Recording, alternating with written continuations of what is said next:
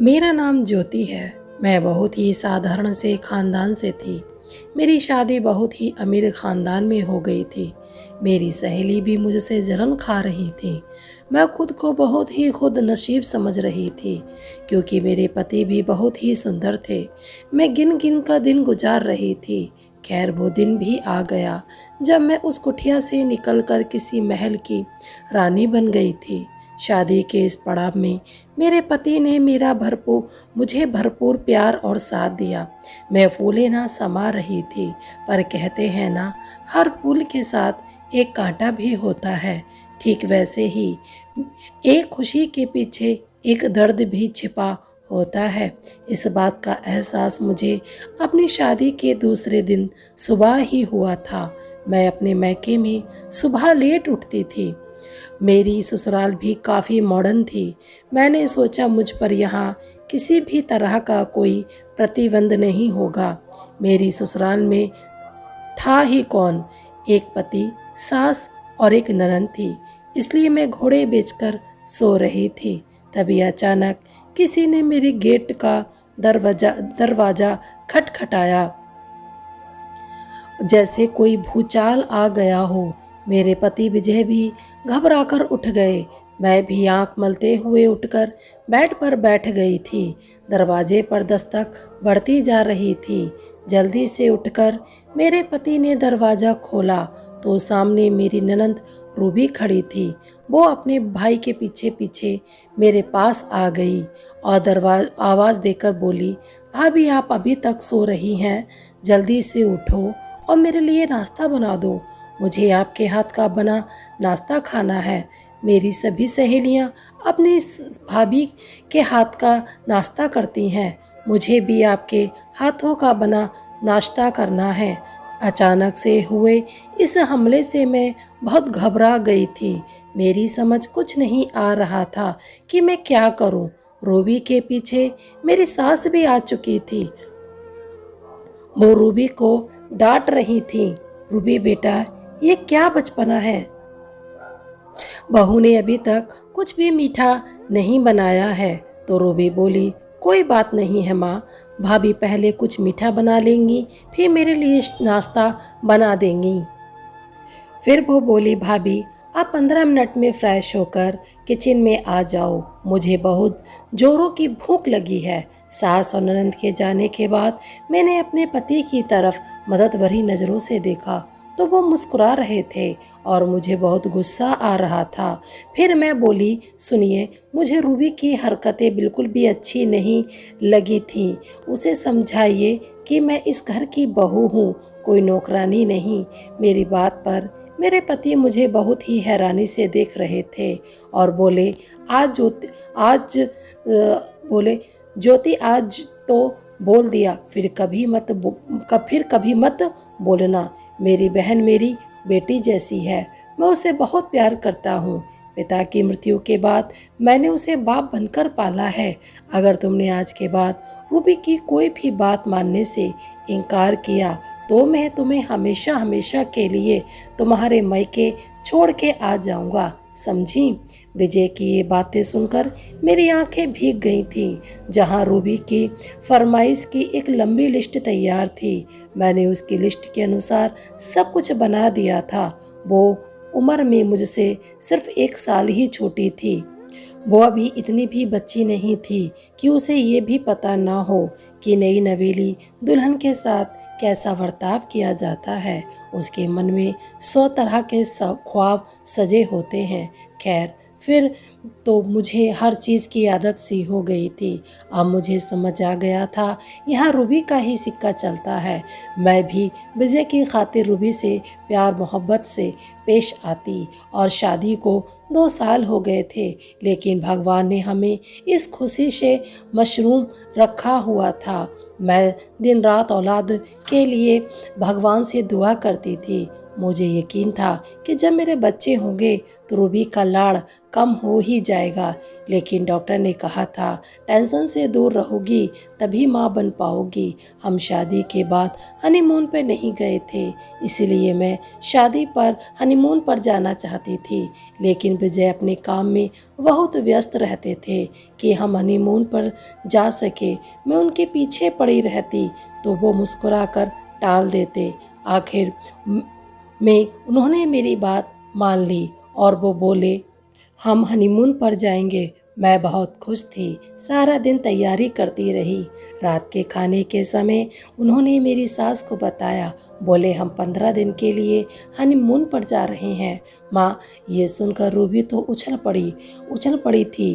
बोली वाह भैया, मुझे भी जाना है। मेरी सभी सहेलियाँ भी घूमने गई हैं, मुझे भी अपने साथ ले चलो।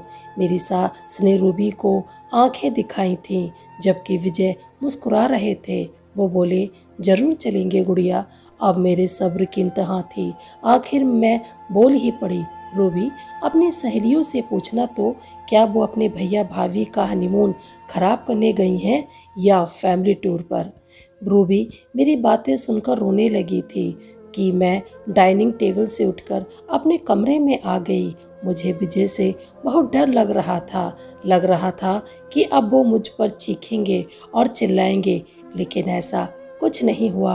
वो कमरे में आए और चुपचाप सोने के लिए लेट गए थे। जब सुबह हुई तो उन्होंने मेरा पैक किया हुआ सामान गाड़ी में रखा और मुझे चलने को कहा। मेरी तो खुशी का ठिकाना ही नहीं रहा था। मुझे तो लगा था कि मैं जीत गई। अब रूबी मेरी खुशियों के बीच कभी नहीं आएगी, पर मेरी ये सोच गलत साबित हुई। लेकिन ये क्या, विजय ने मेरे मायके के सामने गाड़ी रोक दी और कहा तुम्हारा स्टॉप आ गया है। मैं अनजान बनकर उनके तरफ देखने लगी तो वो बोले माँ और रूबी ऊटी की सैर पर जा रहे हैं। तुम्हें घर पर अकेला छोड़ना ठीक नहीं था, इसलिए इधर छोड़कर जा रहा हूँ। जब तक तुम्हारी अकल ठिकाने पर नहीं आ जाती यहीं पर रहोगी। वो शब्द नहीं, तीर थे जिन्होंने मेरी आत्मा को छलनी कर दिया था। मैं सूजी हुई आंखें लेकर घर में दाखिल हुई तो माँ ने मुझे गले से लगा लिया। 2-3 दिन शांति से बीते होंगे कि भाभी ने भी ताने मारना शुरू कर दिया। वो मेरी माँ की परवरिश पर उंगली उठाती और कहती कि बेटी को कैसे संस्कार दिए हैं, जो 2 साल भी ससुराल में ना टिक सकी। कुछ ही दिन बीते थे कि भाई ने भी कह दिया ज्योति अब तुम मेहमान तो नहीं रही, मेहमान तो 2 दिन का होता है। उनका ये बर्ताव मुझे बहुत दुख दे रहा था। अब 2 वक्त की रोटी के लिए मुझे मजदूरी करनी पड़ रही थी। हमारे रिश्तेदार भी घर आकर बहुत कुछ कहकर चले जाते थे। ज्योति का तो अपनी ससुराल में दिल ही नहीं लगता, पता नहीं क्या चक्कर है। उनकी इन्हीं बातों से तंग आकर मैं 2 महीने में ही अपना सामान उठाकर ससुराल चली आई। मेरी सास ने तो दिल खोलकर मेरा स्वागत किया, जबकि रूबी वहाँ मुझे देखकर परेशान हो गई थी। वो बोली भाभी आपने बिना वजह आने की तकलीफ़ की, मैं तो भैया के लिए दुल्हन ढूंढ रही थी। उसकी बात सुनकर मेरा दिल दहल गया, क्योंकि होना तो वही था जो रूबी कहती। लेकिन मेरी सास ने रूबी को कड़ी डांट से चुप करा दिया। जब विजय ऑफिस से वापस आए तो मुझे देखकर बिल्कुल भी खुश नहीं हुए थे। मेरी इज्जत 2 कौड़ी की हो गई थी, लेकिन मैं मायके से जिंदगी का सबक सीख कर आई थी कि शादी के बाद एक औरत की इज्जत सिर्फ उसकी ससुराल में होती है। इसलिए मैं रूबी को खुश रखने लगी थी। मुझे इस तरह रूबी के आगे पीछे घूमता देखकर विजय का रवैया मेरे प्रति कुछ ठीक हुआ। मैं औलाद के लिए दुआ करते नहीं थकती थी। मेरे पति भी बच्चे की इच्छा रखते थे, मगर देर भगवान की तरफ से थी। हम दोनों तो बिल्कुल फिट थे उधर रूबी मुझे तकलीफ़ देने की हर कोशिश करती थी, लेकिन मैंने देखा था कि आजकल उसका मूड कुछ अलग ही था। वो दिन भर अपने कमरे में ही रहती थी और बहुत ही ज़्यादा सज-धज कर रहती थी। 3-3 घंटे के लिए घर से गायब हो जाती थी। मैंने भी उसका राज जानने की ठान ली थी। उसके लिए मुझे बहुत मेहनत करनी पड़ी थी, लेकिन सच कब तक छिप सकता था। तो आखिरकार बात ये थी कि रूबी का किसी से चक्कर चल रहा था। हमारे एरिया में एक नया लड़का रहने आया था। ठीक-ठाक कद, गहरा रंग और कपड़ों से भी गरीब घर का नौजवान लग रहा था। उसमें ऐसी कोई खूबी नहीं थी जिसकी बदौलत उससे मोहब्बत की जाती, लेकिन पता नहीं रूबी की आंखों पर कौन सी पट्टी बंधी थी। मैं सारे मामले का बहुत ही मज़े से आनंद ले रही थी। हर शाम वो रूबी को एक लिफाफा थमा कर चला जाता था। उसके बाद रूबी कई घंटों तक अपने कमरे में बंद हो जाती थी और मैंने उनकी प्यारी बहन का असली रूप दिखाने का फ़ैसला किया। तो मैं उनसे यही कहती कि रूबी के लिए कहीं अच्छी जगह रिश्ता ढूंढ लें। ये उम्र वे लगाम होती है। आजकल का तो ज़माना ही ख़राब है। विजय मेरी बात से चिढ़ जाते और कहते, ज़माना जैसा भी हो, मेरी बहन को इस ज़माने की हवा नहीं लगी। मैं मन ही मन खूब हंसती उनके अपनी बहन के ऊपर इस तरह का अंधविश्वास देखकर। अब मैं पूरी तरह रूबी की जासूसी में लग गई। एक दिन मैंने रूबी को बहुत अच्छे से तैयार होकर बाहर निकलते देखा, तो मैंने भी उसका पीछा करने का फैसला किया। मैं उससे कुछ दूरी बनाकर चल रही थी। वो घर से झूठ बोलकर निकली थी कि मैं अपनी सहेली के घर जा रही हूँ। हमारी गली से मुड़कर बाहर निकलते ही वो एक शानदार कार में जाकर बैठ गई थी। मैंने थोड़ा सा आगे बढ़कर देखा तो उसमें एक बहुत ही सुंदर लड़का बैठा था। जो वो लड़का शक्ल से ही बहुत रईस लग रहा था। खैर, मैं घर वापस आ गई। मुझे रूबी से बहुत जलन हो रही थी। आखिर रूबी के हाथ इतनी बड़ी लॉटरी कैसे लग गई? इस बात की तह तक पहुंचने के लिए पूरा राज जानने की कोशिश की थी। पूरा राज जानकर मैं बहुत ही बेचैन सी हो गई थी। बात ये सामने आई थी, रूबी और उस लड़के की मोहब्बत बहुत ज़ोरों शोरों से चल रही थी। वो काला सा लड़का बस उस अमीर लड़के का खत देने आता था। ये कैसे हो सकता था कि इस घर में ऐशो आराम की ज़िंदगी गुजारने के बाद दूसरे घर जाकर भी वो खुशहाल रहे। इस तरह तो उसे उसकी कभी सज़ा नहीं मिल पाएगी जो उसने मेरे साथ किया था। फिर मैंने एक प्लान बनाया। इस प्लान के आगे या तो मेरी जन्नत थी या फिर जहन्नुम, लेकिन मैं बिना सोचे समझे उसमें कूद पड़ी थी। मैंने विजय को बिल्कुल साफ कह दिया था, मैंने आपकी बहन रूबी को एक लड़के के साथ जाते हुए देखा है। मेरी बात सुनकर उन्होंने बहुत हंगामा किया था। मुझे बहुत बुरा भला कहने लगे। तो मेरी बहन के पीछे पड़ी हो। मैं उनको समझाती हुई बोली, वो आपकी बहन है तो मेरी भी ननंद है। मैं उसका बुरा थोड़ी ना चाहूँगी। फिर क्या, मैंने रोज़ थोड़ा थोड़ा जहर अपने पति के कानों में घोलना शुरू कर दिया। एक दिन वो अमीर लड़का रूबी से मिलने के बाद गली में उसे छोड़ने आया। फिर दोनों गाड़ी का गेट पकड़कर बातें कर रहे थे। तभी मैंने विजय को फ़ोन करके घर बुला लिया था और मैं उनको अपने साथ छत पर ले गई। तब तक वो अमीर लड़का जा चुका था।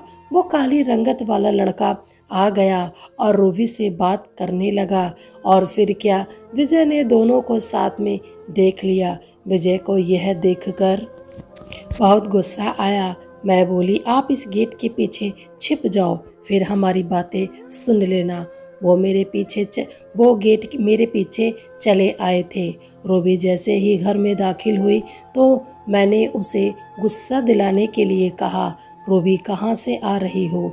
ये सब मैंने देख लिया है। अब झूठ बोलने की कोशिश भी मत करना। तुम्हें जरा भी शर्म नहीं आई? तुमने तो अपने भाई के मुंह पर काली पोत दी है।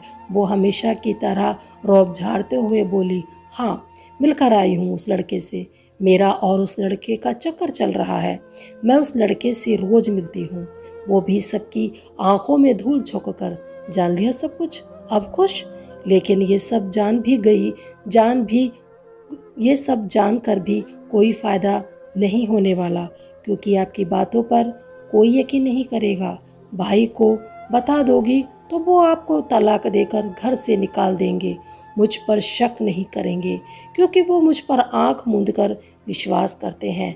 रूबी की बातें सुनकर विजय गेट के पीछे से निकल के आए और उन्होंने रूबी के गाल पर एक जोरदार थप्पड़ मारा, जिससे उसका चेहरा लाल हो गया और बोले, मैं तुझ पर अंधा विश्वास करता था, पर मैं अंधा नहीं हूँ।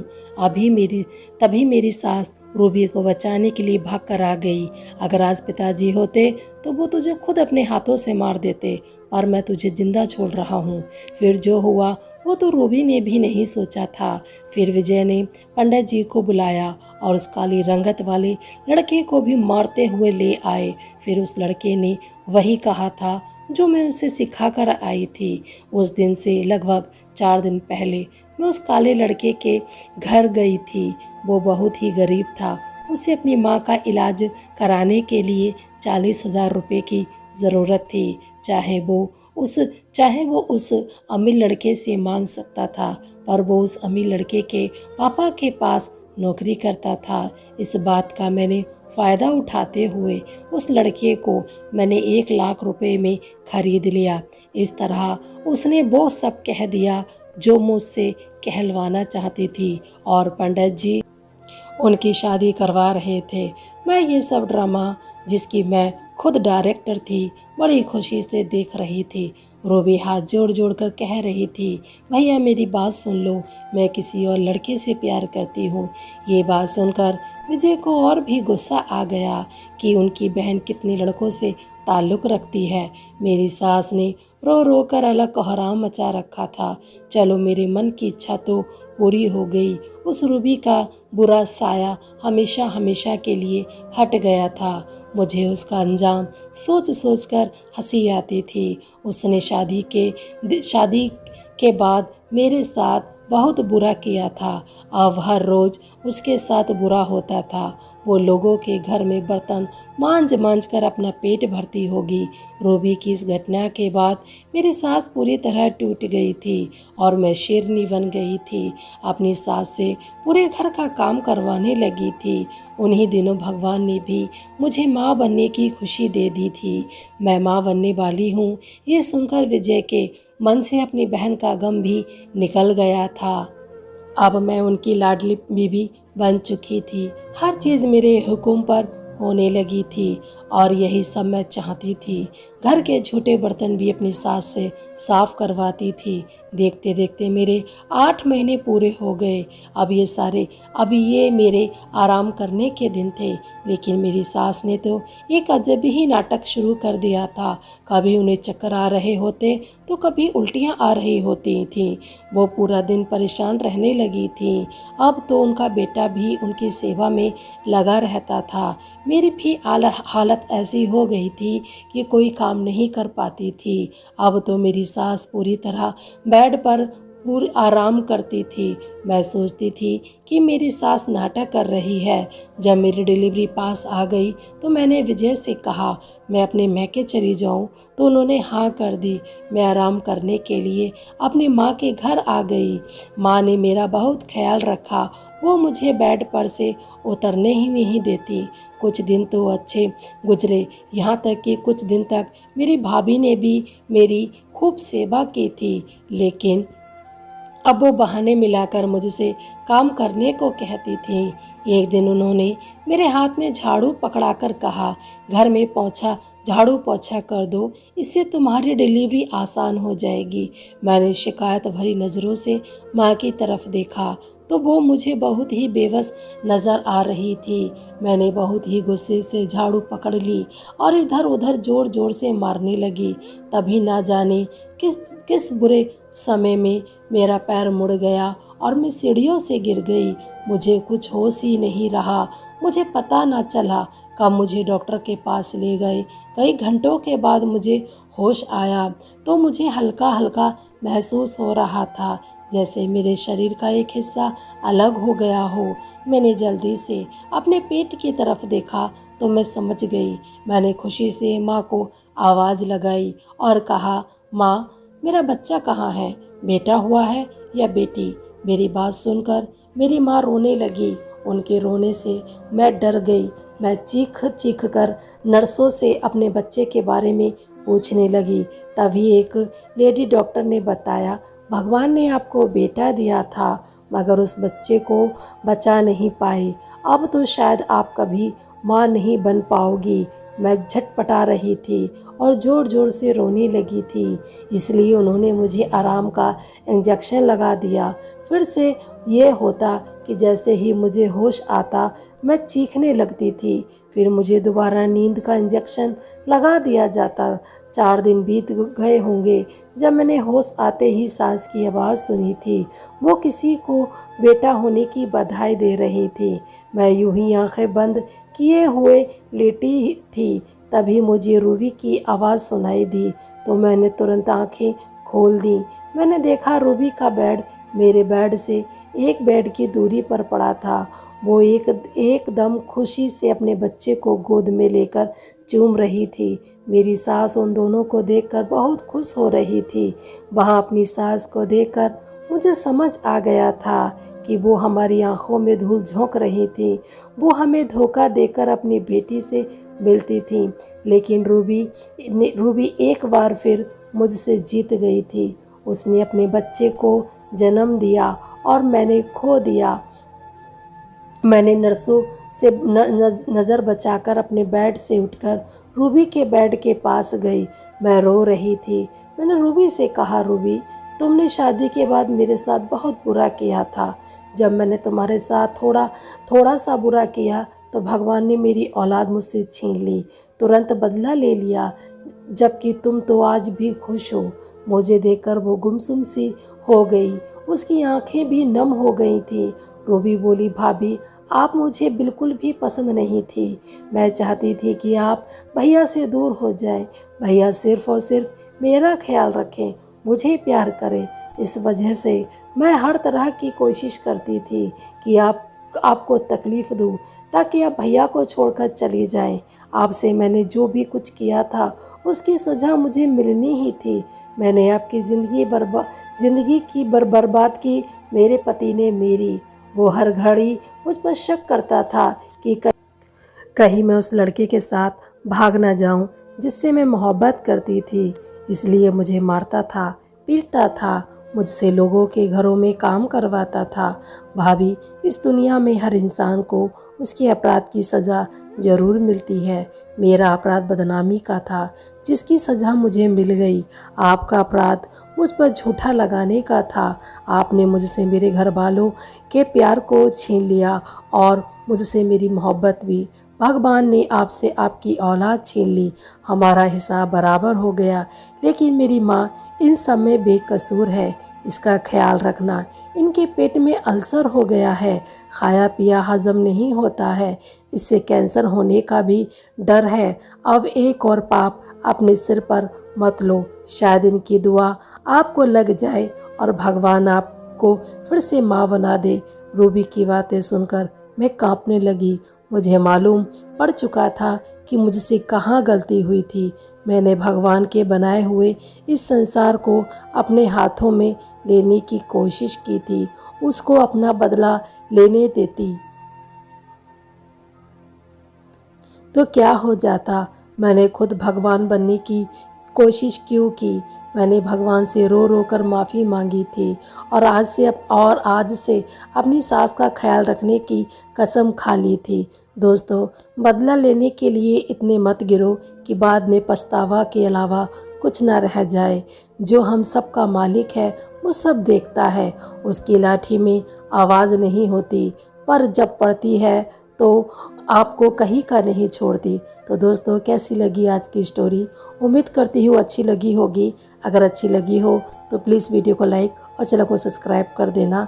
तो बस मिलते हैं नेक्स्ट स्टोरी में। तब तक के लिए टाटा और bye bye. Thanks for watching.